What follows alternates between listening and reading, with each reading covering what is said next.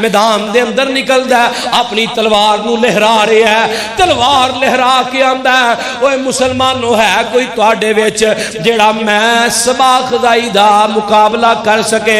حضرت امیر حمزہ اٹھے آندے نے سونیا محبوبہ مینوں اجازت دیو میں اس بے ایمان دا کلا قلم کراں، میں اس بے ایمان دی آکڑ نو توڑاں، میں اس بے ایمان دے تکبر نو ریزہ ریزہ کراں۔ آقا فرماندے نے جاؤ چاچا جی اگاں ہو جاؤ۔ حضرت امیر حمزہ آگاں ودے آ کے ایک وار کیتا ہے، صبا خدائی دے جسم دے دو ٹکڑے کر دیتے نے۔ اگر تو چاہنا میں تینوں آزاد کروا دیاں تے نبی دا چاچا امیر حمزہ اونوں تو شہید کر دیں، اونوں مار دیں، میں تینوں آزاد کروا دیاں گی یا آزاد کر دیاں گی۔ میں جبیر نو کہہ کے تینوں آزاد کروا دیاں گی، اگر تو انہوں شہید انہوں مار دویں تے صرف مارنا ہی نہیں اے بھی نال گئیاں سن۔ انہاں دا کام کی سی ترانے بول دیاں سن، شعر و شاعری کر کے اپنے فوجیاں نو پڑکاندیاں سن مسلماناں دے بارے۔ لیکن ایک گل یاد رہے جدو اسلام قبول کیتا ہے پھر گناہ کوئی بھی نہیں رہا، رب نے معاف کیتا ہے۔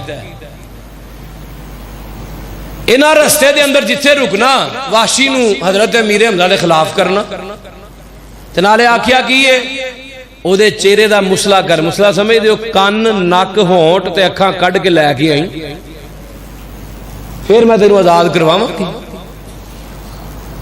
تے اس وحشی نے حضرت امیر حمزہ لڑ رہے نے تے انہاں دے کول ہی حضرت امیر حمزہ دے کول ہی حضرت عبداللہ بھی کھڑے نے تے امیر حمزہ کھڑے نے کانڈ کیتی ہے پیچھے پہاڑ وال تے ایک ٹیلے دی اوڑ دے اندر وحشی چھپیا ہے، انہیں نکل کے نیزہ مارے ہے تے حضرت امیر حمزہ دی پیٹ چو نیزہ داخل ہوندا سینے چو باہر آ جاندا ہے۔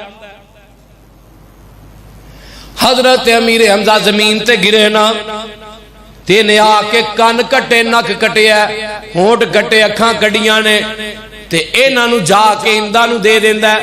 ہندا انہاں نک تے ہونٹاں تے کناں دا ہار بناندی ہے تے حضرت امیر حمزہ دا کلیجہ وی کڈ لیا جاندا اونوں دنداں تھلے چباندی ہے تے ہار بنا کے گل چ پایا ہے تے بڑی جناب خوش ہو رہی ہے۔ میرے پیغمبر نے ویکھیا اللہ اکبر کبیرہ کہ میرا چاچا نظر نہیں آ رہا۔